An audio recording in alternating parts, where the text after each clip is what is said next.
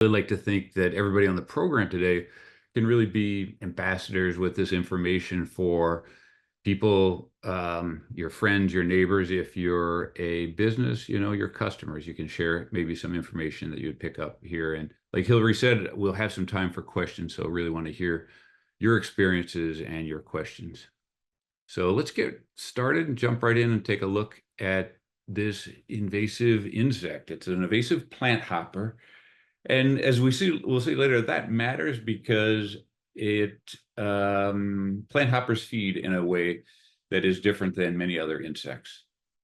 It's native to Asia, feeds on over 100 different plant species, and that number is growing. So it has a really wide palette. It does have its favorites, but it'll feed on almost any plant that's out there. One exception is the pine trees, the firs, the spruces, all the conifers. It can try, but it's not successful in feeding on those. It does have its favorite, the tree of heaven. It's a weedy tree species that's throughout New York State. It likes black walnuts, willows, red maples, and grapes. Grapes is underlined because that's an important agricultural crop for New York State. We'll take a look at that too. It's one of the reasons that my work has been focusing on this, because we're concerned about our grape producers in New York State with this insect that came from Asia. You can see its native range in the blue there. And it was introduced to North America, to a place in Pennsylvania, north of Philadelphia. Back in 2014 is when it was first found. So we're at about 10 years now. And it's been slowly spreading since. At Cornell's Integrated Pest Management Program, we maintain this national map for spotted lanternfly. The blue counties here indicate that there is an infestation in that county of some size. And it has been spreading over the years, and there are more and more outlying counties. We'll talk about how it gets around and how maybe some of these occurrences took place. Here is a New York State map, and you can see, the lower Hudson Valley there is just really infested with spotted lanternfly. It's also, over the last year or two, moved its way out onto Long Island. And there are a few finds in upstate New York. These are not widespread, but they are established populations, including some right in the middle of the Finger Lakes. That's in the grape growing region there. So we're concerned about that, as well as the Hudson Valley grape growing region. Oh, so we're all ready to question number one. Hillary, if you want to post that up. I will launch that right now. It's working I on can it. see Okay. it. All right. So everyone should see it. I've already started getting some answers. Have you seen spotted lanternfly in your area? Not yet, just a few, or they're everywhere. So we'll give it maybe, let's see. We have and I have one person in the chat saying yes, quite a few. We'll give it another maybe 10 seconds. And again, even if you're not here for credit, please feel free to answer. Oh, yes. And actually we got we got almost everyone has answered. So we'll give it 4, 3, 2, 1. All right. So I'm going to end the poll and I'm going to share the results. So it looks like about 41% said they're everywhere, while just 12% said not yet. And about, 47, somewhat very similar to they're everywhere, said just a few. All right. Well, good to know what you all are seeing. Let's talk about how that insect gets around. So go here, and I'm going to do that. All right. So its pathways and spread include our vehicles. They are clumsy flyers.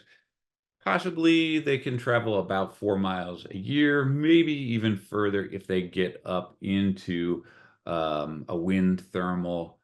Storms could blow them possibly further than that. Most will not even travel that far, but they can get on vehicles and then travel much further. And we'll talk about even their egg masses. I'll show you pictures of those. Those are one means of long-range transport. But this was taken in Orange County. I was at a place where there was an infestation, and there was a truck nearby, and for whatever reason, they were getting in on the tires and in the undercarriage of that vehicle. So we can just imagine, if they got in the cab or in the back of the truck, and that was moved to an area that doesn't have spotted lanternfly, they could set up shop in that new location, and we could have some spread in that way. I was a few years ago, before we really had them in New York, I was in the Philadelphia area, and here you can see, got a circle there. So there was a spotted lanternfly on a car in front of me. We were at a traffic light there, and I snapped that picture, and it was crawling around. So they can get on our vehicles, and they've done some studies at Penn State, and they can stay on, believe it or not, they can cling onto the car even at 30 miles per hour. So that's pretty impressive, just right on the surface. And if they get in a crevice, they're good to go. Also, they can move around on rail lines. Often along rail lines, we have that weedy tree species, the ailanthus or tree of heaven. And this is just a little video I took. So here's a spotted lanternfly, and here's a slow-moving train. So they can be a hitchhiker on trains. And as I mentioned too, the egg masses could move on the rail cars as well. So one place that we look for them in new locations in New York State and other areas is along the rail corridors, especially the sidings where rail cars are parked. I mentioned it is, one of their favorite plants to feed on are grapes, and it's an important agriculture sector for the ag economy in New York State. We have about 470 wineries in New York. That represents 900 grape farms that supply those wineries, over 35,000 acres of vineyards. And with the tourism, Hudson Valley, Long Island, and the Finger Lakes, over 5 million visitors per year. And with hotel stays and cars, rentals, we're at about $6.6 billion in direct economic impact. So this is of concern to New York State government, New York State Ag and Markets, and of us too at Cornell and Cornell Extension. And here's what can happen. So here are some spotted lanternfly late in the season, clustering on grapevines there. And sadly, this was a vineyard that was killed in Pennsylvania. Due to that feeding late in the season, this insect is removing sap from the plants. That sap is necessary kind of as an antifreeze to prevent the cells from rupturing with cold winter temperatures. And yeah, that vineyard succumbed to that. Here's another picture back in 2019. Now, we feel that this is not going to be repeated in New York State. Pennsylvania has shared a lot of information with us. Our growers are going to be treating before this kind of damage is sustained in New York State, but it will require additional scouting. They'll be looking for the insect, so more labor and possibly more sprays will be required to grow and maintain a healthy vineyard. Spotted lanternfly is pretty susceptible to most insecticides. Here, a vineyard manager treated, and you can see these are not leaves down at the base here. It's not a really great photo, but these are dead spotted lanternfly that were killed with an insecticide treatment. So that's good. Unfortunately, late in the season, the spotted lanternfly can move in from surrounding trees and reinfest even after a treatment like that is made. So it's something where continuous scouting is needed. We had our first one in a vineyard in New York State, our first spotted lanternfly in Orange County in the fall of 2022. numbers have been building. We had more last year, and we expect even more to be seen this year. So in the Hudson Valley, they're really looking for this in their vineyards, and scouting, especially in the fall, is really key to preventing damage. After the grapes were removed from the plant after harvest, we wouldn't need to go in to check for insects. With the presence of spotted lanternfly, our growers need to do that. And yeah, this is what can happen. This was the fall of 2022 on a vineyard in Pennsylvania. So when you have this many insects, they're removing a lot of the lifeblood of that plant. And that's really a big concern. And yeah, they feed on grapes, and not on the grapes themselves, but on the vines. We'll take a look at that. And occasionally on apple trees, but I almost hate to show this because they don't stay on apples for very long, like they do on grapes. So they can be in there for a couple of days. You can even get this cluster type feeding, but then they move off and go on to other plants. And they really do that through the growing season too. They're moving around in the landscape. That's partly why we notice them in the summer, because they're flying, going from one plant to another, but they don't stay long on the apples. So fortunately, our apple crops are not threatened by spotted lanternfly. Early in the season, however, we can see them on cucumbers. And that's what we have here. This cucumber is just about to flower, and we have the nymphal stages of spotted lanternfly feeding on cucumbers. This was on Staten Island, Snug Harbor there. And they also were seeing it on okra. They had a good solution for it, one that's been picked up and used in other settings with spotted lanternfly, and that is a vacuum. In this case, a handheld vacuum. Got a little video here to show that. So these are the red fourth instar nymph, and they're just being removed without a pesticide because these okra pods are ready to harvest. So we wouldn't want to use an insecticide just before harvest. So they're removing it in a safe way with a vacuum. It's not perfect. You have to make sure that the suction isn't too high, that you're damaging the plants, because that could happen. You could remove the leaves at the same time you're removing the insect. But if you're careful, it's one way to manage spotted lanternfly in a garden setting. I really want to talk about this plant because it's so important to spotted lanternfly. This is the ailanthus, or the tree of heaven. And why is it called a tree of heaven? It's a weedy tree species, but I think it grows so quickly that it reaches up to the heavens. And that's one theory on how it received its name. It is not native. It is an invasive species, also from the same area of Asia where spotted lanternfly is native. And so they have this association, and now in North America, they've been reunited, and the spotted lanternfly is benefited by having one of its native host species here. And it has pinnately compound leaves. So with a lot of leaflets here, that's a yardstick. So we're at about 3 feet for some of the larger leaves with all those leaflets on them. To distinguish this leaf from a leaf like a black walnut or even an ash tree with pinnate leaves, we look at the base and we see these lobes here. These are distinct. We don't see these in other tree species. So there's kind of a finger projection there that's rounded off.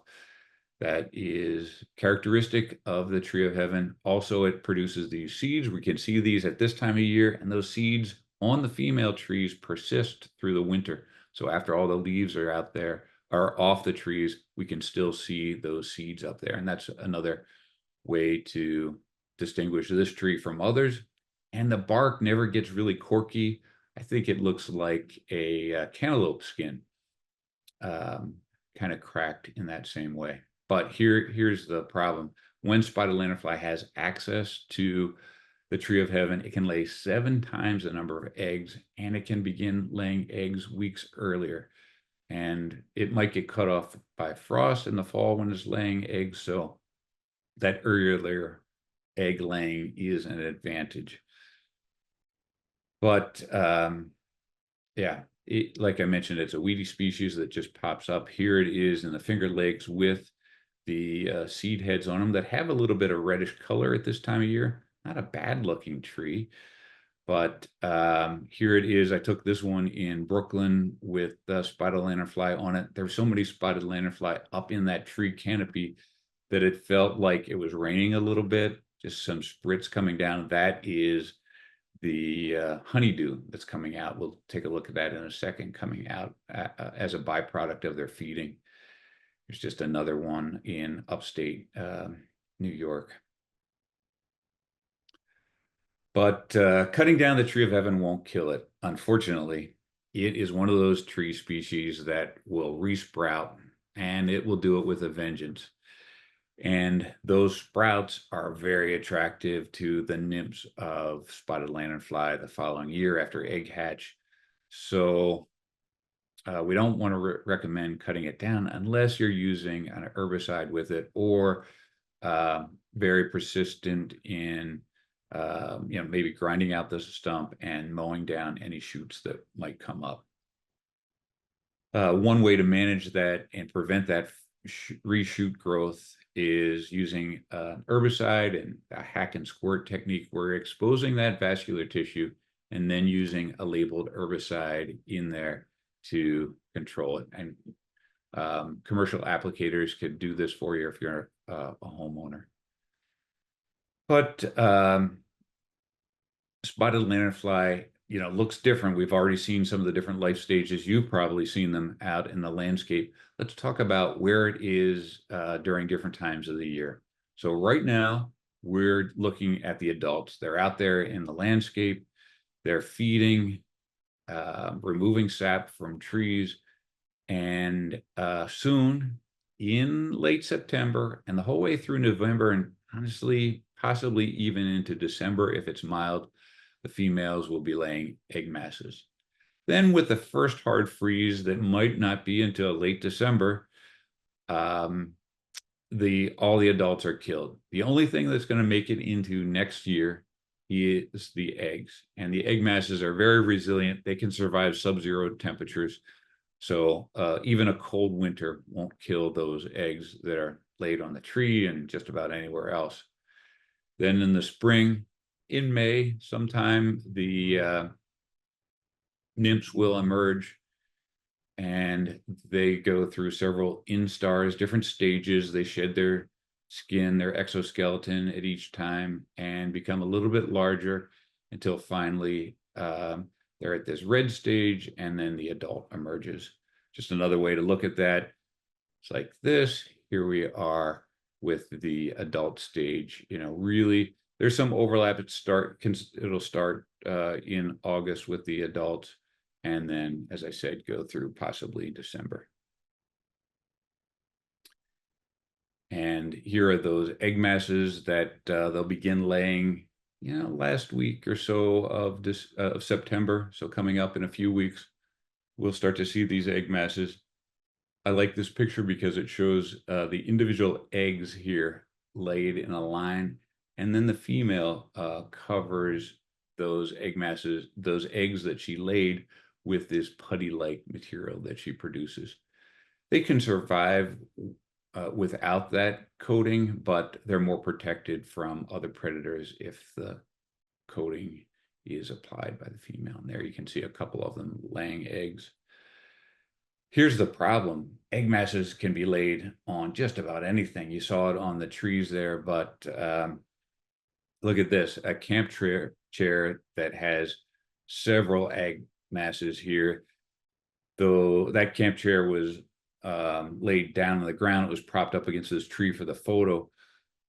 So they're laying on the undersides of things. And if that chair was moved to a new location, and that area did not have spotted lanternfly, in the spring with warmer temperatures, the spotted lanternfly would emerge and you could have a new population. So we get really concerned about movement in that way. And here you can see just a rusty stake post. They can lay their eggs on anything. If we've seen hats that were left outside, that egg masses were laid on lawn furniture, all of it. This is the egg masses as they hatch in May. Happen to be in Pennsylvania to catch that. You can see them emerging. First, they're a gray color, and then they pick up that dark black color within hours after hatching. So really jet black with pure white spots on them. And they continue, as I showed in that graphic, with that coloration until later in the summer when they develop this red color. And it is from here that the adults emerge. So I took this year in the Albany area, and this is right before emergence. And we can even see some rudimentary wings below the exoskeleton there. So just about a slit's going to develop right here. And then a colleague of mine, Hannah Toltz in the Hudson Valley, took this photo. Isn't this cool? Have you ever seen Alien, the movie? It kind of reminds me of this. So here is the adult emerging. Doesn't have its characteristic colors yet.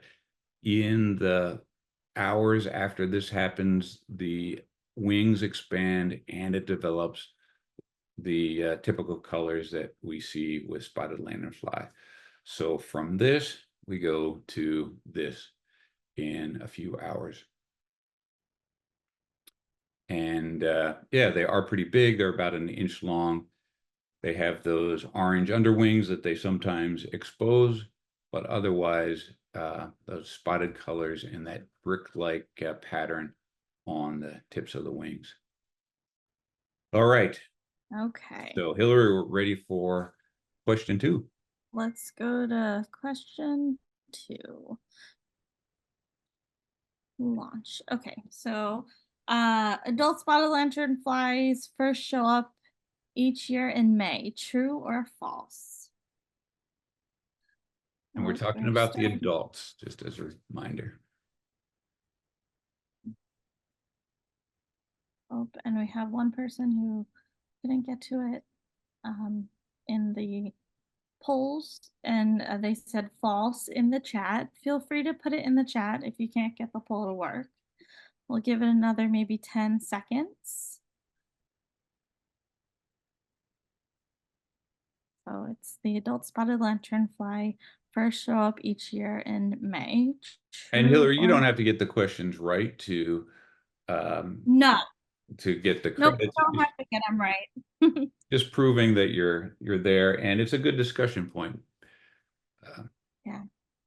All right. So I think we're just about done. So I'm going to end the poll and we'll share the results. It looks like 86% said false. And that's right. And maybe, I emphasized May, that's when the nymphs come out of the eggs, but it's really not until summer, July, really beginning of August when we really start to see the adults come out. So, yep, most of you got that right. Great.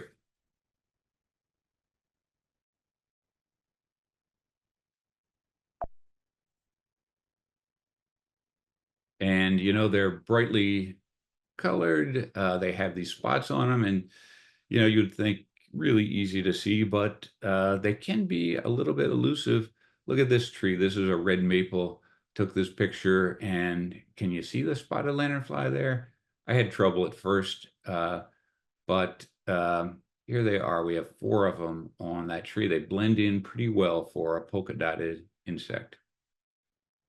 And if you're in an area that doesn't have spotted lanternfly and you see one, go ahead and take a picture a little closer than that one there, so they're easily recognizable. And then you would submit it to report.slf.com. For Westchester County, it's no longer necessary to report. That goes to New York State Ag and Markets. They know that they're widely distributed in your county and in Lower Hudson Valley. The same thing is true for New York City and for Nassau County and Lower Suffolk County, or I should say the western part of Suffolk County. Anyway, let's take a look at the spotted lanternfly. We talked about how it developed. let's see what happens with that mature spotted lanternfly and how it feeds.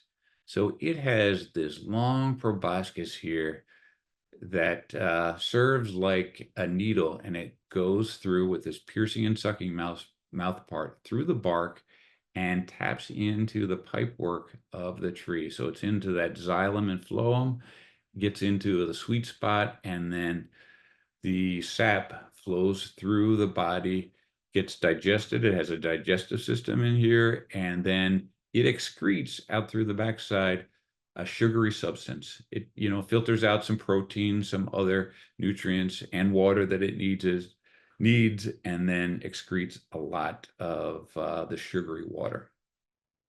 And there it is. Yeah. If you're having trouble, you can really see that needle-like structure that it puts in to the plant.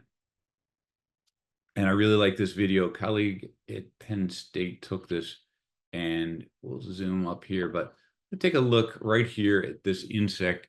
You're going to be able to see the sap coming out. Oh, right here it is, right there. So that is the honeydew that's being excreted. And notice that the grapes are fine, and it's not chewing on the leaves. It is just feeding on the vines below, just like it would on a tree. It would go through the bark, and it's excreting that material at the same time, that honeydew. When we have a lot of honeydew, it can land on what's below and produce sooty mold.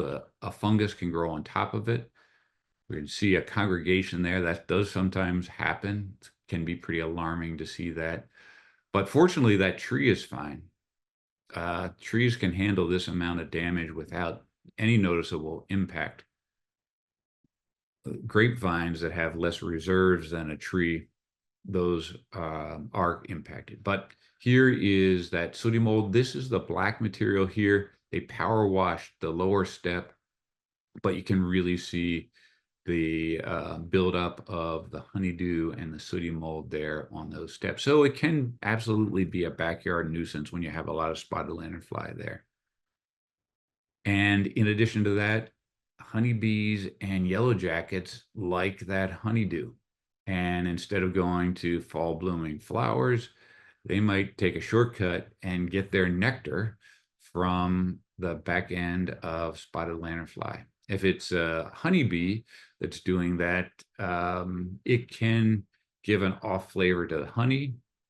There are strategies that beekeepers use so that their honey that they are marketing does not have that off flavor. So generally they're keeping that honey that's produced with spotted lanternfly honeydew for over the winter for the bees to keep for themselves, and it's not causing any problem that way. But yellow jackets, could be a sting hazard too. So quite an annoyance that's created there.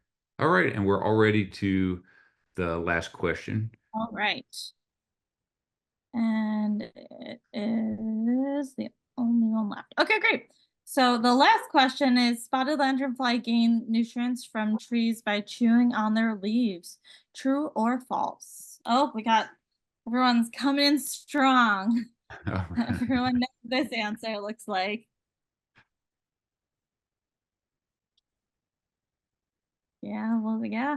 Yeah, we Yeah, got I'll end it now. We got 100% saying false. that's good. You're right. So, we just assume, like, probably I would too, like most insects really like to feed on foliage, and we see that with other insects like spongy moth, but this one not. So I probably made that point enough. So great.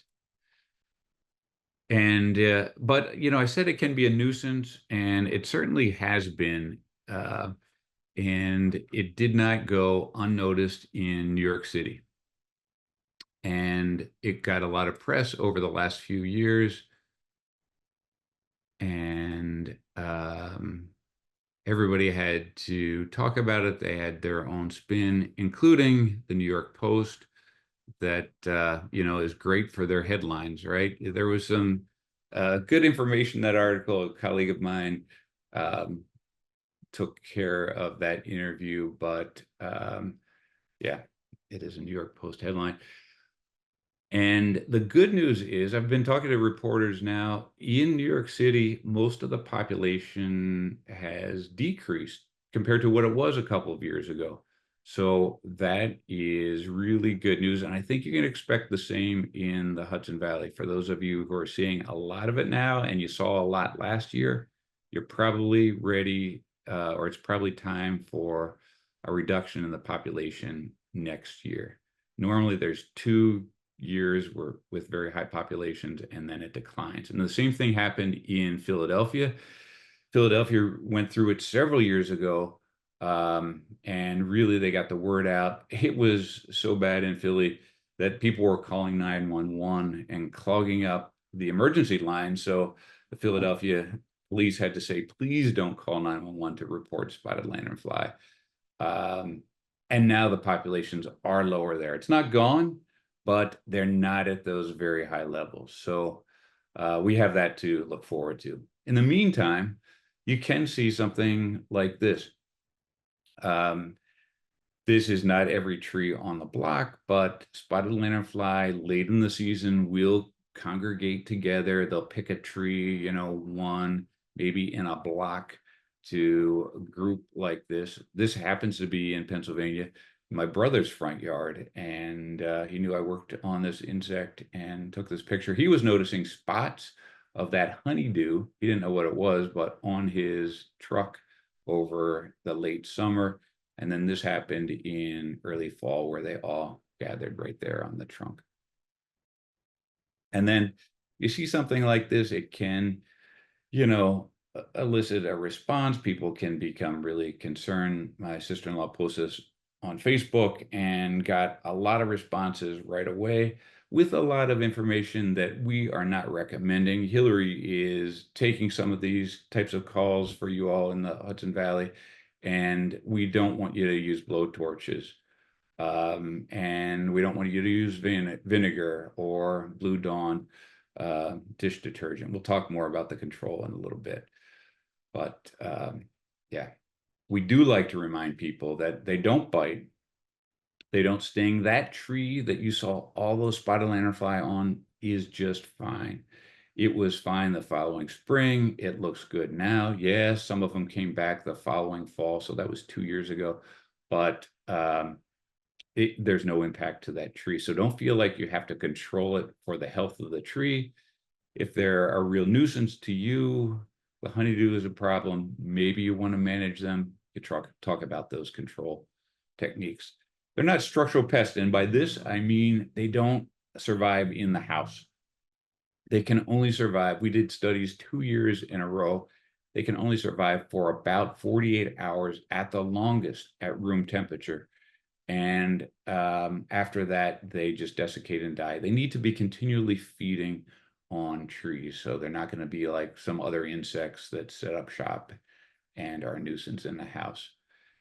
And I already mentioned they don't harm landscape trees. So I want to draw your attention to this slide, and this is our New York State Integrated Pest Management Spotted Lanternfly webpage. And we understand that this last year had more hits than any other page at Cornell's College of Agriculture. So a lot of people are going to this. I feel like we have some pretty good information there on managing spotted lanternfly.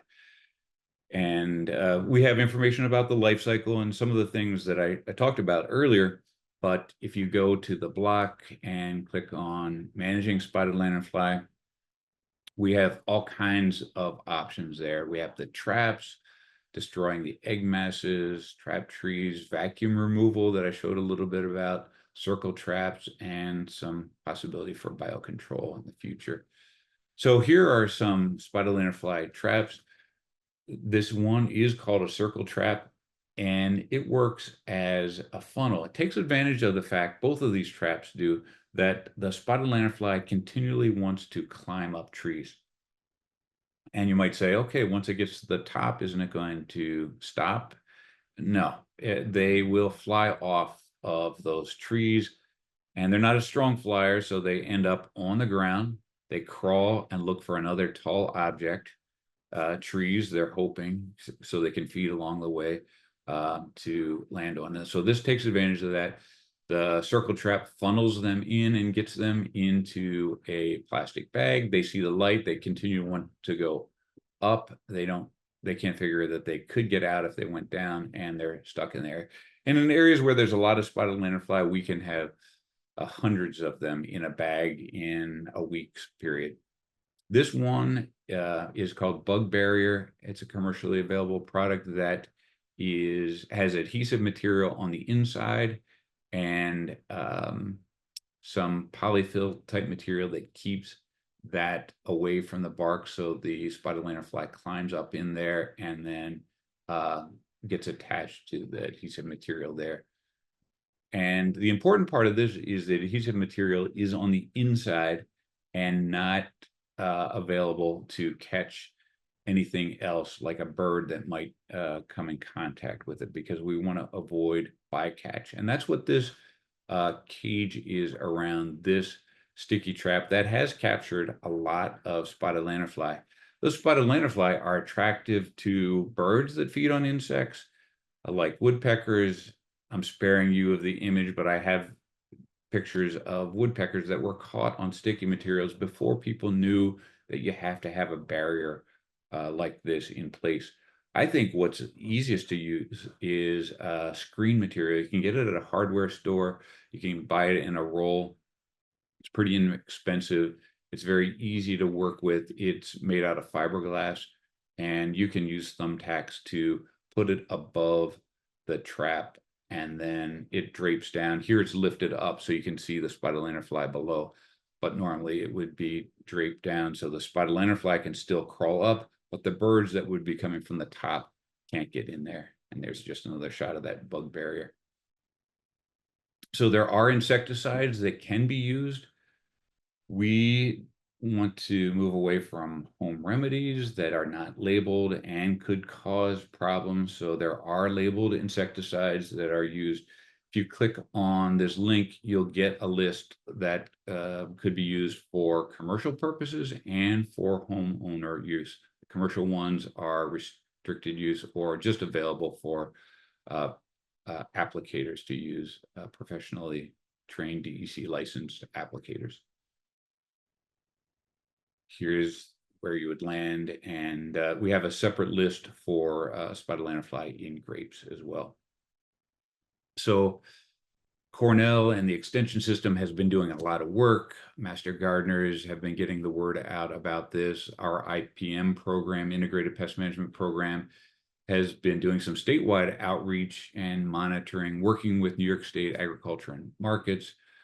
We hosted a National Spotted Lanternfly Summit in the spring of 2023, and we're involved in a workshop as well. So the entomology department is working on biocontrol and management in vineyards, and Northeastern IPM has done some regional coordination as well. But right in the Hudson Valley, you have Hillary, and for Westchester County, she covers horticulture. And, you know, I know of some of Hillary's work, so I invited her to talk about some of the things that she's seeing and, you know, what's coming into the extension office as far as questions. Awesome. So we have some really good questions coming in. So I'm just gonna do this pretty fast. I don't want to. Let's see. Oh, this one is what I want. So what we're seeing in Westchester County. So we have been having it going on for a couple of years now. So, you know, in 2022, it was mostly the wrong insect. In 2023, it was, you know, a lot of people were reporting and concerned, and, you know, a little bit of misinformation and uncertainty. And now it's the switch to looking for management. And this is actually a picture that I took inside a grocery store where there was spotted lanternfly all over blueberries. So it's definitely something that we're seeing down here.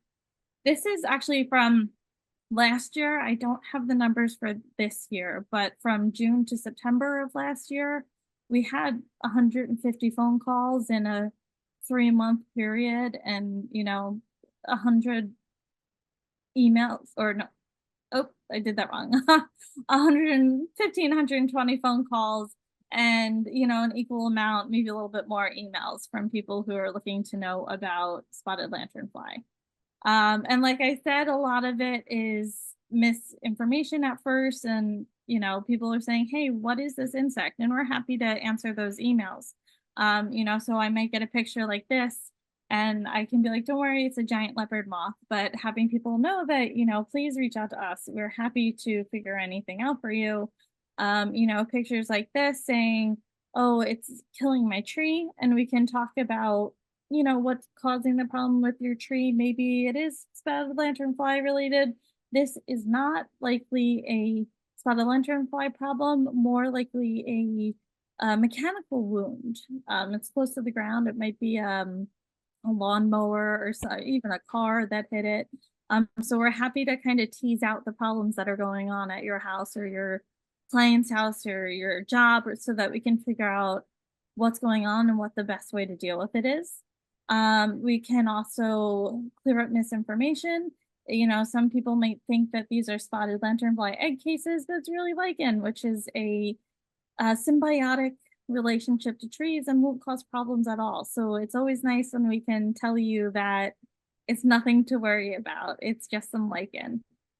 Um, or we get, this is actually from one of my friends saying, what is this demonic looking thing? I didn't know what this was. And, unfortunately say, oh no, sorry, that's a spotted lanternfly. So happy again to just tell everybody what's going on, what they're seeing.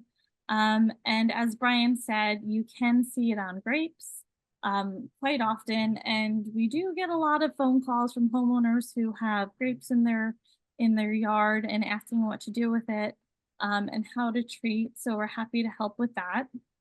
This year we've seen a lot less pictures, and I think it's because you guys know what they look like. Um, and I know Brian has told me in the past, and we have heard it this year, that people are thinking that the first instars kind of like spiders. So they're a little bit more hesitant to do anything about it. And I will say that most of the pictures that we have been getting this year are those first instars. So it's really great to bone up on what you're seeing and what they look like throughout the year. And we try not to use the internet. And I know Brian showed a slide just like this, but vinegar's contact herbicide. You don't want to use it to kill spotted lanternfly because it won't, and it'll harm your plants.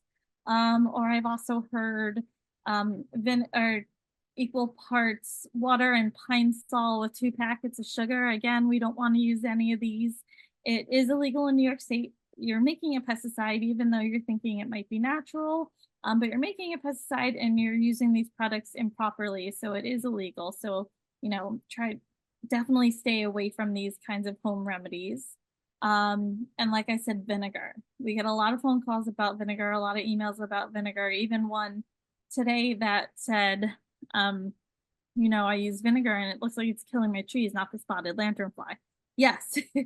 It can be horticultural vinegars tend to be used as herbicides. So yeah, you can definitely see some damage to your trees. So you want to double check what you're using, if it's going to work, if it's legal to be used. And we are happy to do that, myself and the other horticulturists in the office, Kathleen. We are very happy to help you through all your problems with that. We did a webinar in 2023, very similar to this one. And we're having this one tonight. So, happy to help people get the education that they're looking for, to really see how it's changed between this year and next year and what to look for and when to look for it.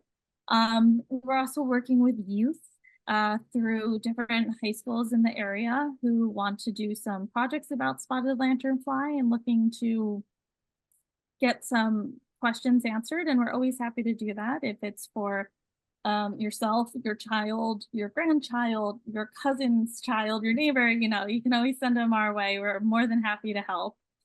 We were a lot last year in the media. And this is also Tara Itaka from Westchester County Parks. So we were talking about what to do with spotted lanternfly. Taro here has a piece of a vacuum that they use there. So there's plenty of ways that the media can be helpful and not just hurtful with the proper way to do things. And you can always go to our website as well. And honestly, a lot of ours is linked right to Brian's at the IPM website. So you can come to ours and it'll take you there too.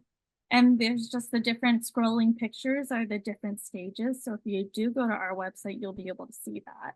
We also started tracking this year in conjunction with the Lower Hudson Prism. We only have 2 traps out. One is actually, I'm sorry, it's not in Elmsford. One is in Hawthorne, and the second one is in it's Scarsdale, but it ended up not being in Elmsford. I'm sorry about that one. And Westchester Parks has all these vacuums that they are using at their parks to kind of help get rid of it, just like Brian was saying. And they are doing a whole lot of work as well. Working with the New Jersey Trail Conference, Trap Trees, programming. So it's something that we are definitely also doing with Westchester County Parks to kind of be on the same page for everything else. And that's what we're doing here in Westchester. That's kind of what I got. All right, that's great. I'm glad you shared that with us. And we have a ton of really great questions. So let's take a look. Oh, So I know that, oh, did you have any more? I'm sorry, you had more slides. I forgot. no. I think it's time to answer the question. I just want to put our slides back because they might illustrate. I might go to a slide that would illustrate something in one of the questions. So let's go ahead with the questions. Do you want to read Yeah, I can questions? do that. Yeah. So there was Okay. one that said you were talking about okra and how there was a problem with it. Have you seen serious injury or anything killed on like the cucumbers or okra that you're talking about? If you Right. So here's a picture of them. No, you know what? In Pennsylvania, where they've had spotted lanternfly longer, they noticed that some of the cucumber vines did yellow and probably suffered, probably produced less. They weren't fully killed by spotted lanternfly, but yeah, they did suffer from it. And so if you're seeing a lot of them on your cucumbers, it probably would warrant doing some kind of control measure, including probably, vacuuming like we saw there with the okra. um, another question is if you're traveling somewhere, this is Central Plains or somewhere where you know that there are spotted lanternfly and you're going home, how likely would it be if you had one hitchhiker? How likely would it be to survive and to repopulate all that? Good question. Yeah. And you're talking about the Central Plains. So as if it was a spotted lanternfly that was from a different location. Fortunately, they don't have them yet on the Central Plains, and there are none west of the Mississippi at this point. So that's good. But if you just had one and it was early in the season, it wouldn't be able to reproduce. But if it was later in the season, let's say, beginning of September onwards, and it was a female, she would likely be fertilized at that point and then could start a new population by laying egg masses. Every egg mass has about 35 eggs in it, and she can lay 3 of those. So you could have an instant population. And it's believed that what arrived here was probably only 1 or 2 egg masses in that part of Pennsylvania where they originally started. You can see some of these outliers here. This one we know in southern Indiana was from a farm in Pennsylvania, a horse farm that moved out there in the winter, and unknowingly, unfortunately, they had some egg masses on their equipment that they moved to their new farm, and those eggs hatched. Of course, we didn't put this together until after it happened and after spotted lanternfly was established there, but that is a concern where we can move those egg masses, and through those egg masses where you have 35 insects coming out, you can establish a new population.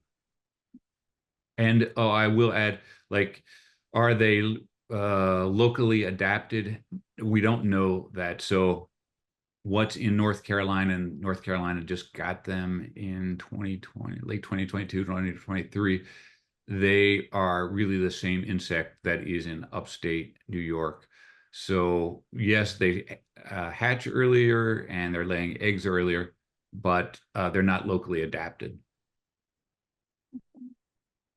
Another one, you were talking about beekeepers and the honey. How do beekeepers know their bees have consumed honeydew, if you know that answer? Yeah, I do know that answer. The honey has an off flavor. I've been to Pennsylvania to a meeting, and they had some honey there to sample, and it has an earthy flavor to it. It's not something you might want on your morning toast. Um, but I have to say there is an entrepreneurial spirit out there, and some beekeepers have labeled honey, a specialty honey called Spotted Lanternfly honey, that has this flavor that maybe you want to use for cooking or something like that. But it is a flavor, and I think beekeepers are aware of where their bees are going in general for their nectar. Awesome. And the next question, I'm going to open it up a little bit. So the question is, Yeah. what kind of insects are being used at wine and produce industries, but also not even just insects? Is there anything that they're using mechanical, or any kind of traps that you know that they're using? Yeah, good questions. Yeah, so the spotted lanternfly come into vineyards from the trees. They kind of climb up to the trees and then they glide down. The vines become more attractive to them later in the season than the trees. As the trees start to change color and the leaves start to fall off, they'll go to the vineyards that still have green and vigorous plants that the spotted lanternfly are attracted to. So one technique that has been looked at and some growers are doing is putting a big barrier up between the wooded area and the vineyard, and that kind of intercepts them. So that's one way. Also, they're just scouting along those outside edges, and if they need to treat, they're focusing their efforts on the outer rows of the vineyards. They're looking at, like, when they harvest, will the vibration from the harvester discourage the spotted lanternfly? Will it cause them to disperse? There's all kinds of research going on with that. And there's good news is, many vineyards often have to use insecticides anyway, and this one does not require anything that is a special, like any insecticide will work on this insect, any grape level insecticide, labeled insecticide. So it doesn't have to be anything particularly harsh to use there. Awesome. So the next question is, what has the risk been to trees that they're on? This person has heard that there's been a dramatic change in the canopy covered in Pennsylvania, and their yard is mostly maple and doesn't want to lose them. Oh, of course not. Yeah, we would hate to see the maples affected by this. There are a lot of maples, and yeah, the folks I know in Pennsylvania that are working hard on spotted lanternfly talk about doing some of their research on maples.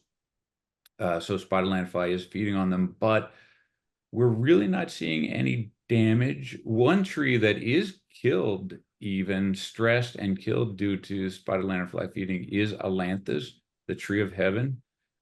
But our maples are not harmed. There might be less growth the following year, but I don't think we've captured that with research. Otherwise, they look healthy. So that is good news. There's also a possibility, if it's sugar maple, that it may produce less sap if you're collecting the sap for sugar for maple syrup, but that hasn't been verified. And as the spotted lanternfly like the sugar maple the least. They will go to a red maple and a silver maple before going to a sugar maple. Oh, good to know. There's a few questions about eggs, so I'm gonna just lump them all together. So how far are the egg masses? Actually, and we got one before. So how high are the egg masses usually up on trees?